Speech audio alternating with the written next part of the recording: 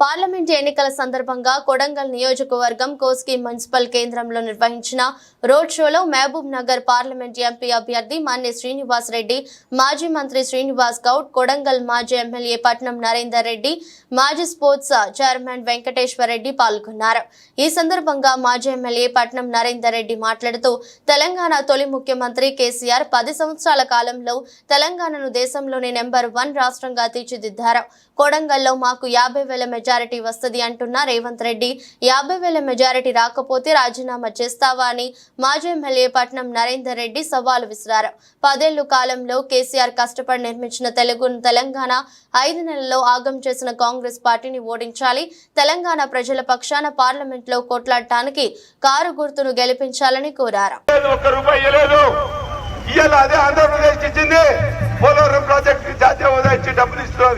అదేవిధంగా గిడిన కర్ణాటక భద్ర ప్రాజెక్టు కూడా 35,000 కోట్ల రూపాయలు ఇచ్చింది.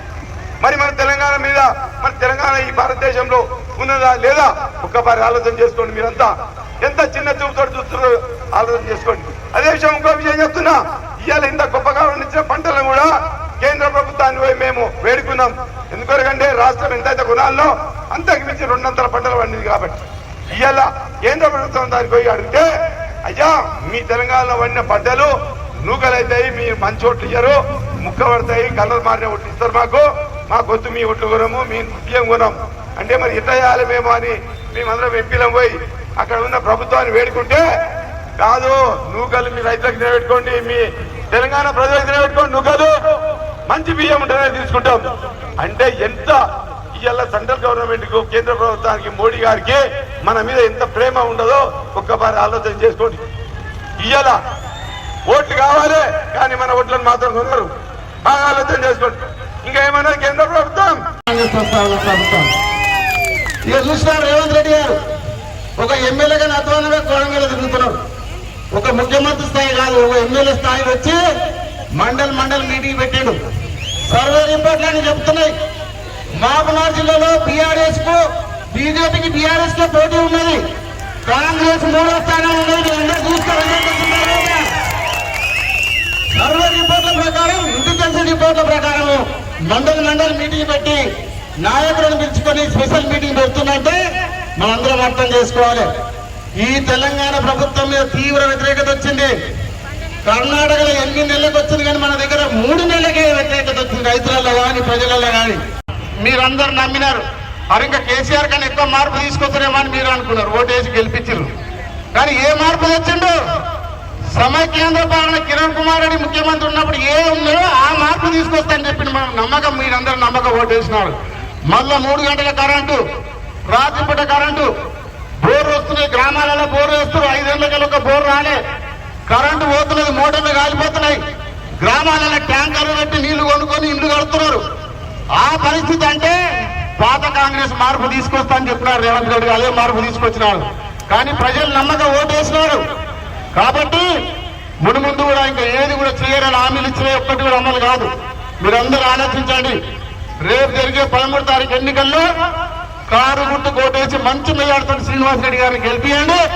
తప్పకుండా రేవంత్ రెడ్డి గారు దిగొచ్చి మనకు చెప్పిన హామీలన్నీ నెరవేరాలంటే కాంగ్రెస్ పార్టీని ఓడగొట్టాలి. మనకు చెప్పినవి జరగాలంటే, రైతు బంధు రావాలంటే, రైతు బీమా రావాలంటే, కళ్యాణ లక్ష్మి తులం బంగారం రావాలంటే కారు గుర్తు కోటేసి గెలిపిస్తేనే ప్రభుత్వం చేస్తుంది.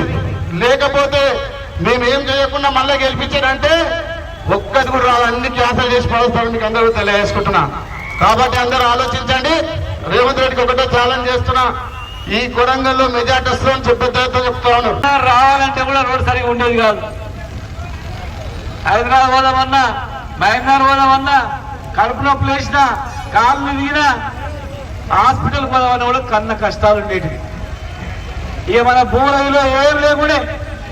ఇంకా కొడంగల్ అంటే ఏరి పడేసినట్లే. నారాయణపేట, కొడంగల్ అంటే ఈ బార్డర్లో అంతే మన బతుకులు. ఇలా తెలంగాణ వచ్చిన తర్వాత ఈరోజు ఏ ఇంట్లో చూసినా ఒక భరోసా కల్పించినాం. ఎక్కడ ఏ భూమి చూసినా ఒక విలువ వచ్చింది. 50 ఎకరాలు ఉన్న రైతుకు పిల్లలు ఇవ్వాలంటే కూడా వెనకడికి ఏం చేయనికైనా 50 ఎకరాలు నెత్తి కొట్టుకునికైనా పంట ఏం చదువుకోవాలి ఉంటుంది. ఇంకా బస్ స్టాండ్ కానీ ఇది పాన్ దుకాణం ఉంది, ఇంకా కొడంగల్ చౌరస్తా చాయ్ డబ్బు ఉందంటే అరే వానికి పిల్లలు ఇద్దరు రాయి రోజు ఇంత పైసలు వస్తాయి అని చెప్పారు ఇది. కానీ ఇవాళ మళ్ళీ ఎట్లయింది, 10 ఎకరాలంటే అమ్మ భూమి ఉన్నోడ్రా, ఇవాళ కాకపోతే రేపు దానికి ధర వలుతుందిరా, నీళ్ళు వస్తాయిరా అని ఒక భరోసా మాత్రం. నిరంతరం ఈ ప్రాంత అభివృద్ధి గురించి పాటుపడినటువంటి మాజీ శాసనసభ్యులు పట్టణ నరేంద్ర రెడ్డి గారు గత 5 సంవత్సరాలుగా పార్లమెంట్ సభ్యులుగా ఉండి ఒక సౌమ్యంగా మంచి పేరు తెచ్చుకొని అందరితో కలిసిమెలిసి ఉండి ఆ విషయాలు కృషి చేసి ఇప్పుడు మన అభ్యర్థి అయినటువంటి పెద్దలు మన శ్రీనివాసరెడ్డి గారికి, జెడ్పీసీ బైపాల్ గారికి, సోదరుడు మాజీ జెడ్పీసీ బాలసింగ్ నాయక్ గారికి, చాంద్ పాషా గారికి, సలీం భాయ్, ఇంకా మా షాప్ చైర్మన్ వెంకటేశ్వర రెడ్డి గారికి, మొత్తం కూడా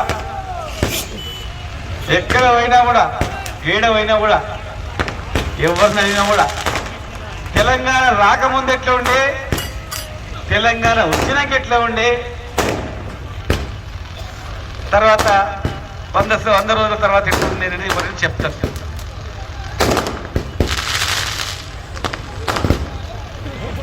అరే బాబు బిందె మీద బిందె పెట్టుకుని ఊరు పెట్టుకోవాలి.